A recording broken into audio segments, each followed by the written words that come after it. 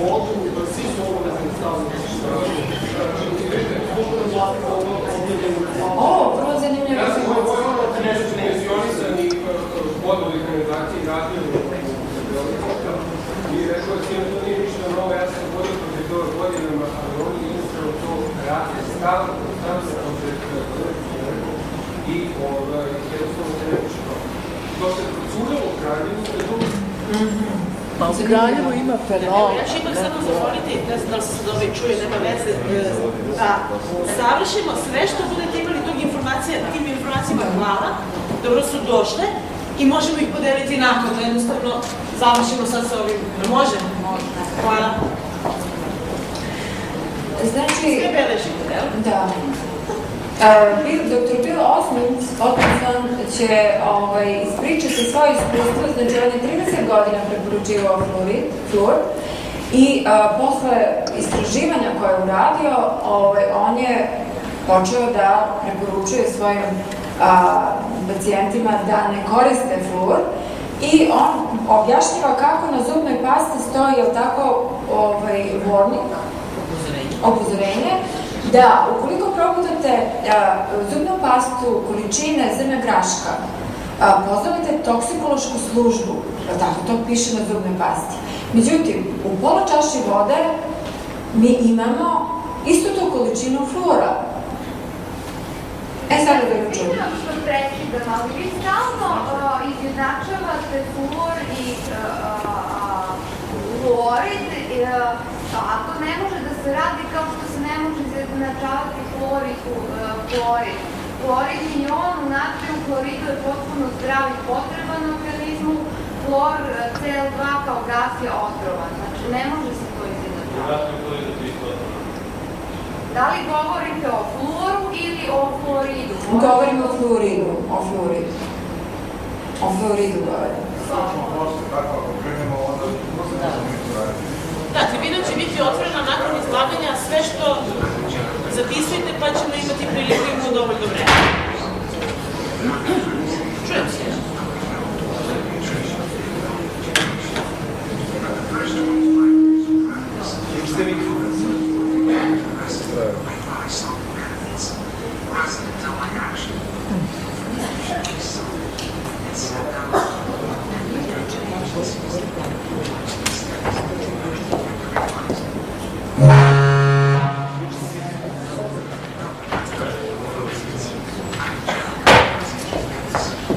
For 30 years. Before that, I received a master's in public health in nutrition and health education. For the first 25 years of practice, I promoted water fluoridation aggressively. I thought I saw the benefits. It wasn't until I actually looked at the information myself and sat down and looked at the different government agencies and the different reports and the studies that I began to realize that fluoridation was a problem.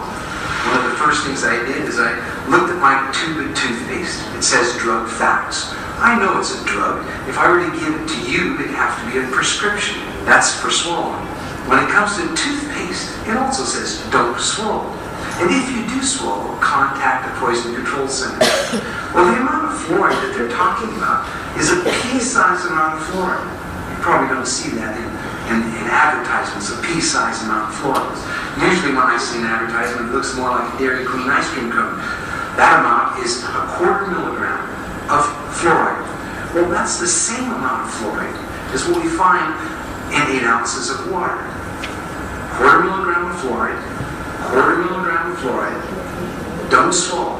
If you do, call the Poison Control Center.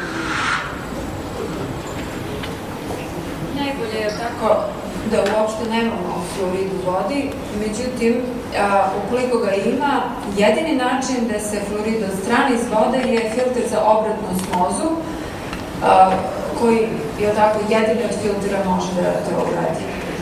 Drugi toksin o koji ćemo govoriti su vakcine.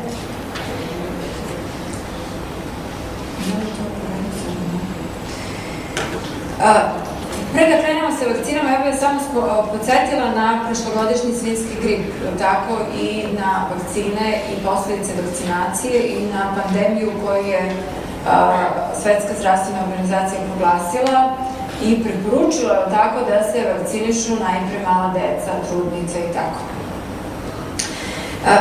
Najpre pre da kažem šta se sve nalazi u vakcinama, htela bih da vas informišem da vakcine nisu iskorenile nijednu infektivnu bolest. Znači, sve vakcine su bile implementirane tek onda kada je već 90% bolesti se smanjilo, tako broj obolelih se smanjio. Za to postoje oficijalni podaci koje ja imam, ukoliko vas interesuje, možemo posle predavanja, mogu vam pokazati sve te mape. Čak i recimo neke bolesti su potpuno iskorenjene u nekim zemljama, a da uopšte vakcine nisu bile implementirane.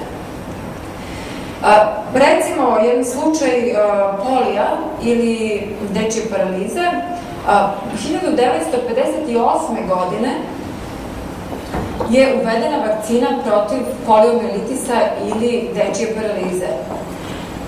Iste te godine je dečja paraliza, odnosno simptomi dečje paralize preimenovani su u aseptic meningitis ili aseptični meningitis. Naglo, te iste godine je naglo pao broj obolelih od dečje paralize, ali je naglo porastao broj obolelih od aseptičnog meningitisa. Aseptični meningitis je ista bolest, samo sa drugim nazivom. I 1960. godine je proglašeno polio free, znači nema više dečje paralize, međutim dečja paraliza dalje postoji, samo pod drugim nazivom. Još jedna bolest je kasnije uvrštena u tu grupu, da ne širimo priču dalje. Po doktoru Russellu Blaycocku, koji je jedan od najpoznatijih neurohirurga u Americi, vakcine izazivaju hroničnu upalu mozga. Naime, zbog aktivacije tog imunog sistema u organizmu prilikom vakcinacije dolazi do upale u mozgu i zbog svih tih revakcinacija konstantnih dolazi do hronične upale mozga. Kada dete dobije upalu posle vakcinacije, vrlo je karakterističan taj high pitch scream ili visokotonski krik kod dece. Deca obično posle vakcinacije plaču, imaju karakterističan vrisak, dok plaču visok, kako da kažem, ton plača imaju. Mi danas znamo da su vakcine izazivači autizma. Svi znate šta je autizam, tako motorni i mentalni poremećaj kod dece. Danas imamo u svetu 1 u 67 dece obolelih od autizma. Reći ćemo još, preporučila bih vam knjigu Vakcine novi genocid, osnovi biološkog ratovanja, Vansa Farma, u kojoj možete naći izuzetno dobre informacije o vakcinama. Da vidimo šta se nalazi u tim vakcinama. Još jedno samo reći naziv knjige i autora. Vance Farrell, Novi genocid, vakcine novi genocid. U vakcinama imamo živu, tako? Živa, svi znamo da je živa izuzetno toksična, posebno za moždano tkivo. Međutim, živa se takođe, uzgled bih rekla, nalazi i u metalnim plombama, amalgamima, koje nikako ne smemo da imamo u ustima, jer živa neprekidno isparava i oštećuje sva tkiva, a posebno moždano tkivo. Zatim imamo aluminijum, koji je dokazan da izaziva rupe u mozgu eksperimentalnih miševa.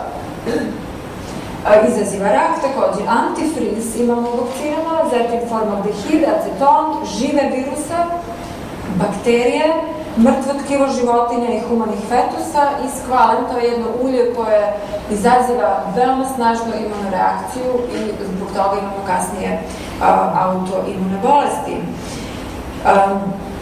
Kako nastaje autizam kod dece? Vrlo zanimljivo. Znači, kada mi ubacimo sve ove žive viruse, bakterije i sve ove toksine u telo, onda će naš sistem produkovati povećanu količinu leukocita, znači odbrambenih ćelija, koji su veoma krupne, dosta krupnije od crvenih krvnih zrnaca.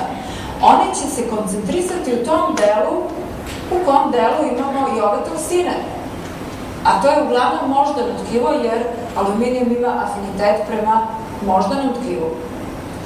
Tako da, dolazi do zapušenja kapilara u moždanom tkivu, a kako su između tih leukocita i crvena krvna zrnca, dolazi do stvaranja ugrušaka.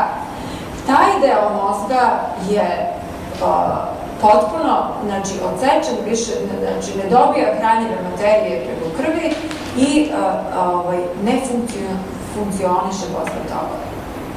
I to je način kako autizam nastaje u deci.